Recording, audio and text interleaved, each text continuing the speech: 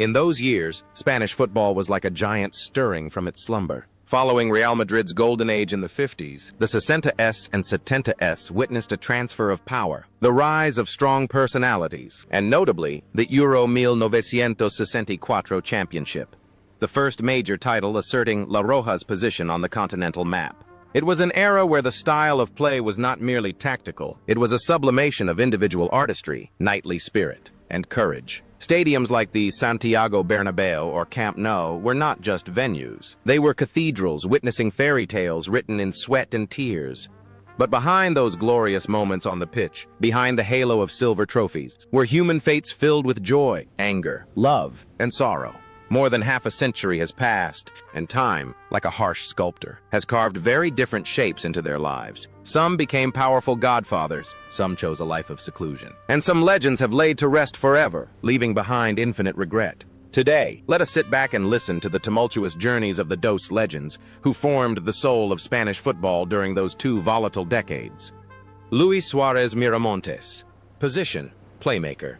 In the World Football Squad of the 60s, Luis Suárez Miramontes was not just a player, he was a master architect. He was the embodiment of elegance, intellect, and vision ahead of his time. In 1960, when he won the European Ballon d'Or, a title that, until the 21st century, he remained the only Spanish male player to achieve, Suárez was at his physical peak at 25. With a leisurely yet sharp style of play, his long passes, accurate to the millimeter, were likened to surgical knives slicing through opposing defenses. He was the soul of Barcelona before moving to Inter Milan to create the legendary Grande Inter era. Suárez's performance relied not on muscle power but on mindset, making football at his feet seem suddenly simple and poetic.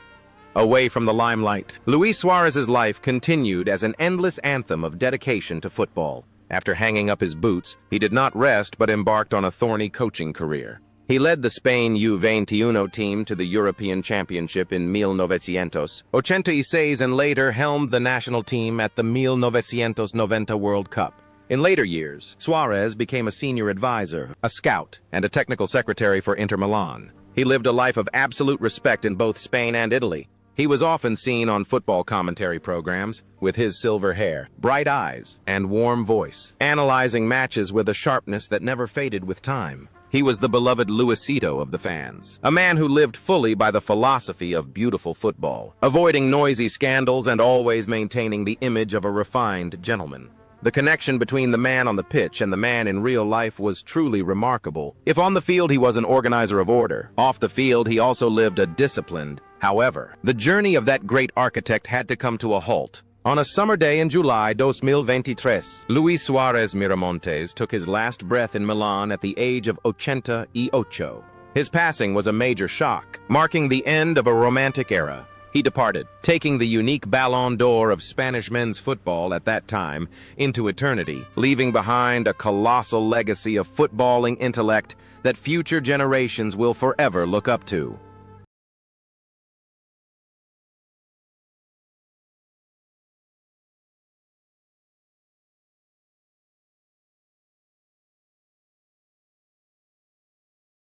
Amancio Amaro. Position: right winger. Amancio Amaro, or simply Amancio, was the symbol of flair and masterful individual technique. At Euro 1964 and in the Real Madrid shirt of the 60s, Amancio was a wizard on the right flank. With magical dribbling abilities, he frequently tormented opposing defenders with unimaginable cutbacks. At 25, he was the hero who scored in the Euro final, bringing the championship to Spain. Amancio was not just a player. He was the leader of the Yeye generation, young Spanish men bearing a modern, liberal style, inheriting the legacy of the great predecessors in Madrid. Leaving the pitch, Amancio's life was tied to training and management. He was the father of the famous Quinta del Buitre, Vulture's cohort generation of the ochentas, when he led the Real Madrid Castilla youth team to win the second division title, an unprecedented feat. Although his coaching career had its low notes when leading the first team, his influence on the mindset of youth football development is undeniable. In real life, Amancio was a decisive man, with a weighty voice, always maintaining the temperament of a resilient Galician. He also participated in the sportswear business with the Kelme brand, demonstrating acumen not only on the pitch, but also in the marketplace. After the passing of Paco Gento, Amancio was elected honorary president of Real Madrid, a worthy recognition for a lifetime of dedication. He was often seen in the VIP stands, watching every step of Vinicius or Rodrigo with the eyes of a proud father or grandfather. But then, the journey of the wizard also came to an end. In February 2023, just over a year after his teammate Gento passed away, Amancio Amaro also took his last breath at the age of 83. His departure left Real Madrid fans and Spanish football shocked, as if losing a spiritual anchor. He left, but the legacy of a seductive attacking style and the merit of cultivating young talents remains forever green.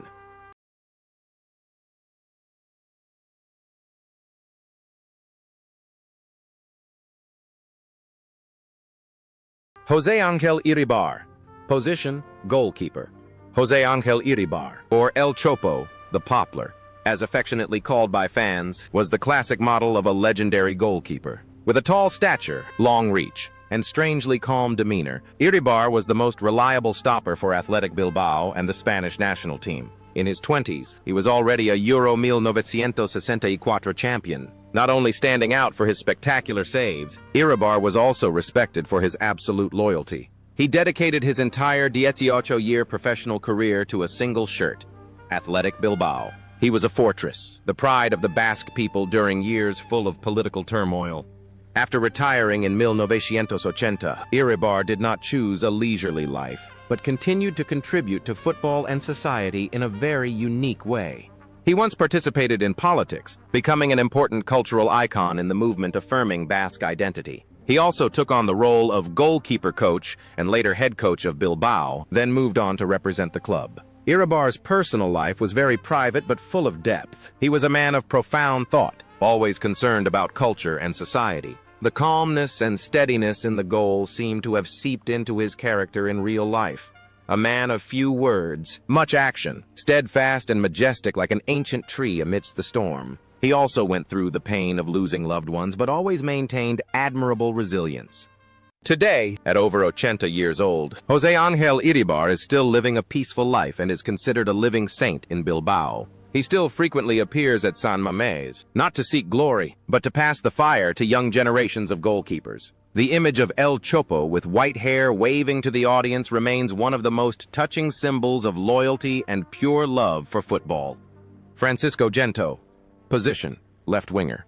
If one must find a name that defines the speed and glory of Real Madrid, it is Francisco Paco Gento, nicknamed La Galerna del Cantábrico, the Gale of the Cantabrian Sea. Gento was the terror of every right-back in Europe. In the 1960s, when generational teammates like Di Stefano or Puskás had aged or left, Gento at Trenta still ran like a perpetual machine, becoming the leader guiding the young Yeye generation to their the European Cup title in 1966. He was not just fast, but durable and resilient. He remains the only player in history to possess 6 European Cup/Champions League trophies, a record standing tall against time for over half a century. After retiring, Paco Gento's life was a model of humility and loyalty. He did not pursue a high-pressure top-flight coaching career, but chose to stick with Real Madrid in quieter roles. From coaching youth teams to serving as a club ambassador, Gento lived a simple life, avoiding camera flashes and lavish parties. He found joy with his family and old teammates. His career was as great as his daily life was simple. People rarely saw Gento make shocking statements or get involved in financial trouble.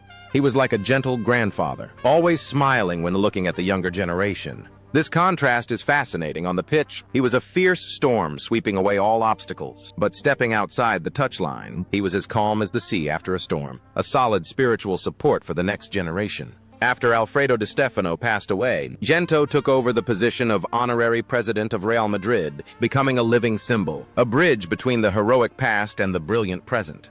However, the laws of life and death spare no one, not even legends. In January 2022, the heart of the Gale of the Cantabrian Sea stopped beating at the age of 88.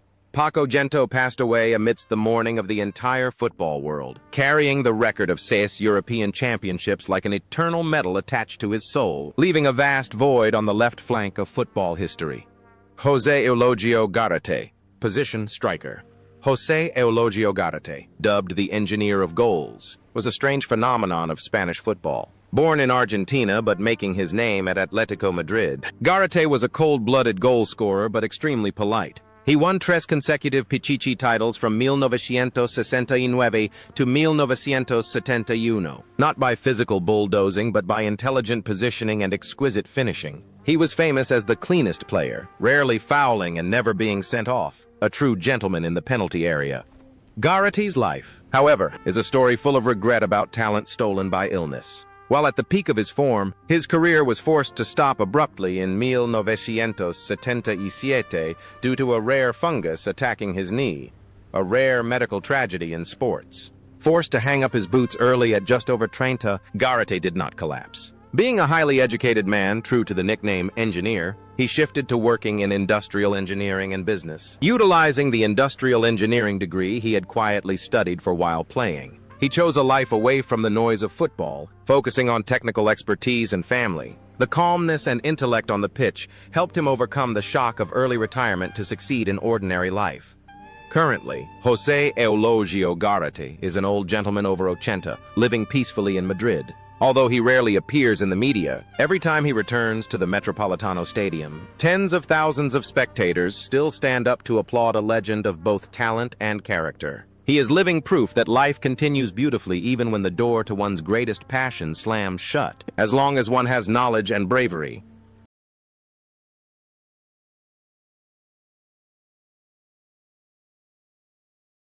Juan Manuel Asensi. Position: attacking midfielder. In the 1970s, when Barcelona was finding its footing again, Juan Manuel Asensi emerged as a brilliant conductor. He was the lungs and the brain of the Catalan team. With the captain's armband, Asensi led his teammates with a diligent playing style, technique, and the ability to score important goals from the second line. His peak was the 1979 Cup Winners' Cup victory in Basel, where he lifted the trophy as an affirmation of the return of the giant Barcelona. Asensi was not flashy, but he was the key to operating the gameplay, a silent hero but irreplaceable.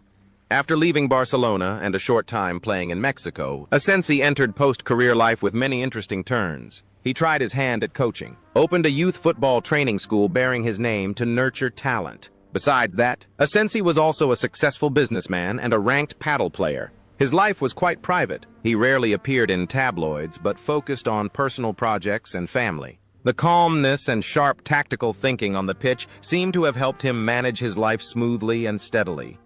Today, at the age of 76, Juan Manuel Asensi is enjoying a fulfilling life. He is still the president of the Barcelona Players Association, regularly participating in charitable activities and connecting generations of players. He is a shining example of a smooth transition from the halo of the pitch to a happy and useful ordinary life. Piri. Jose Martinez Sanchez. Position: central midfielder/defender. Piri was not the most technical player, but he was the bravest. During his years wearing the Real Madrid shirt, Piri was the embodiment of the Madridismo spirit. Never give up. The image of him playing with a broken arm in a sling across his chest in the 1971 Cup Winners' Cup final, or taking the field with a high fever and a fractured jaw, became legend. Piri was a versatile warrior, able to play from attacking midfielder, defensive midfielder to sweeper, and everywhere he played, he burned with boundless energy. But the most interesting thing about Piri lies in his life after the pitch, a path completely different from most colleagues. Even while playing at the top level, he diligently studied to pursue medicine. After retiring, Piri did not become a coach immediately but became a real doctor. He joined Real Madrid's medical team, taking care of the health of the younger players. The transition from a warrior bleeding on the pitch to a doctor healing wounds is a powerfully inspiring story about intellect and effort. His family life was also very fulfilling alongside the famous actress Sonia Bruno, creating a golden couple of the entertainment sports world at that time. Piri is proof that football players not only know how to play ball, but can also succeed in fields requiring the highest intellect. Today, at the age of 80, following the passing of Amancio, Piri has been honored to become the current honorary president of Real Madrid. He still retains the agile demeanor and sharp eyes of a man who is both a warrior and an intellectual. His journey is the most vivid lesson about iron will and ceaseless learning for the younger generation. Queenie. Enrique Castro Gonzalez. Position: striker. Enrique Castro Gonzalez, or Queenie, was one of the greatest strikers Spanish football ever produced. Nicknamed El Brujo, the sorcerer, Queenie had the ability to turn the smallest chances into goals. He was a legend of Sporting Gijón before moving to Barcelona, winning Cinco Pichichi top scorer titles. Queenie was not just a scoring machine, he was a symbol of humility and compassion, a man respected by all opponents. However, Queenie's life went through a horrific incident that few players have ever tasted. In 1981, while wearing the Barcelona shirt, he was kidnapped by criminals and held for 25 days and nights. All of Spain held its breath in prayer. When rescued, instead of hatred, Queenie refused to press charges against his kidnappers, believing they were merely people who had lost their way. That noble act carved a monument to his character. After retiring, Queenie returned to serve Sporting Gijón as a club representative. He lived a harmonious life, always smiling and ready to help everyone. He once fought and won against throat cancer, proving the spirit of an indomitable warrior. Yet, fate is ironic. That kind heart stopped beating too soon. In February 2018, Queenie passed away suddenly after a heart attack right on the street near his home, at the age of 68. The departure of El Brujo left infinite regret. Gijón's stadium was renamed El Molinón Enrique Castro Queenie to memorialize him. His legacy is not just goals, but a great lesson in forgiveness and love for humanity.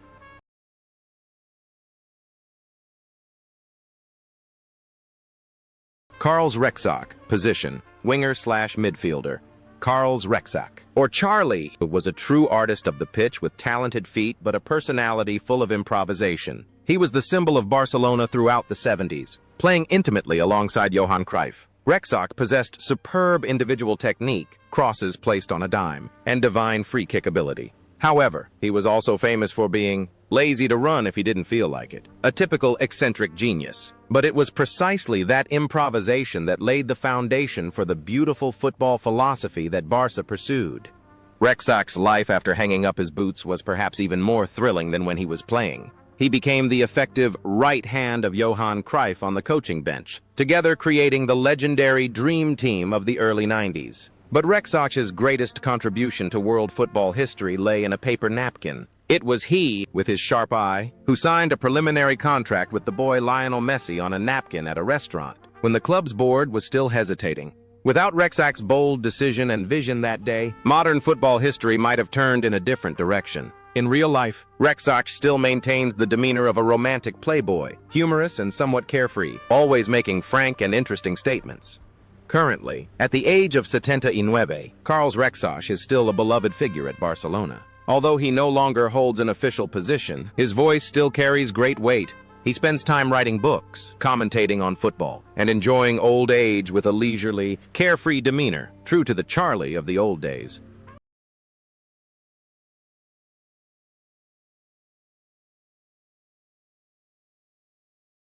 Miguel Reina, position, goalkeeper. Miguel Reina was one of the best goalkeepers in Spain in the 70s, having played for both Barcelona and Atletico Madrid. He was famous for lightning-fast reflexes and command of the penalty area. However, his career was also attached to one of the most tragic moments in European Cup history. In the 1974 final between Atletico and Bayern Munich, when the home team was leading in the final seconds of extra time, Reina was beaten by a long-range shot from Schwarzenbeck, forcing a replay and eventual defeat. That moment haunted him for many years, turning him from a hero into a man carrying the pain of unfinished business. But life always has fair compensation. After retiring, Miguel Reina did not drown in the past but poured all his heart into raising his children. And heaven did not disappoint him, as his son, Pepe Reina, became a world-class goalkeeper, winning the glories his father missed. World Cup, Euro champion. Miguel stepped back, becoming a solid rear guard, the first teacher, and also the strictest critic of his son. He participated in local politics for a short time, but mainly dedicated his life to nurturing his large family. Today, at the age of 80, Miguel Reina lives happily and proudly, seeing his legacy continued excellently through his son. His story is proof that failure on the pitch is not the end, but sometimes the beginning of another journey where glory is found in the smile of the next generation.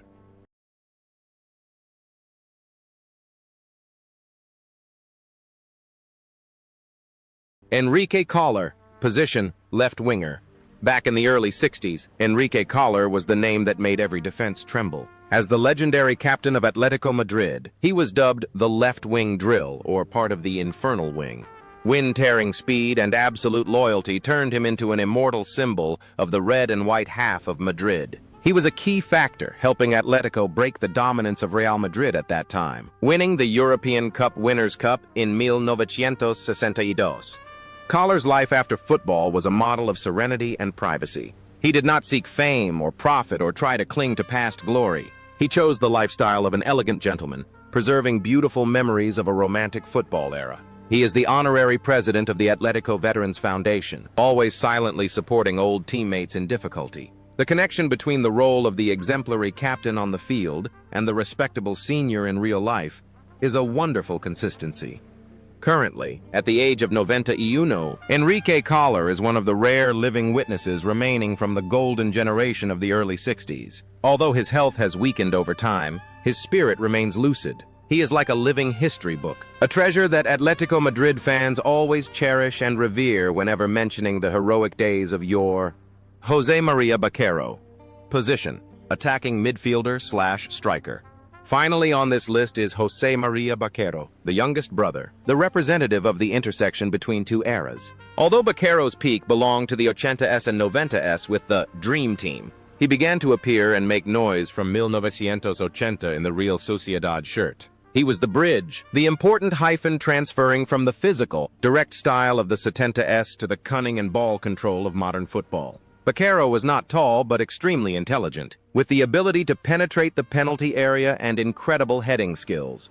Baquero's career after retiring was very rich. He tried his hand at many coaching roles in Spain, Poland, and South America. He also assumed the role of technical director for Barcelona, continuing the work of nurturing young talent at the La Masia Academy. His life is dynamic, constantly moving, reflecting the enthusiastic personality unafraid of challenges on the pitch. He is a person always looking forward, updating the latest football trends but never forgetting the core values of team spirit.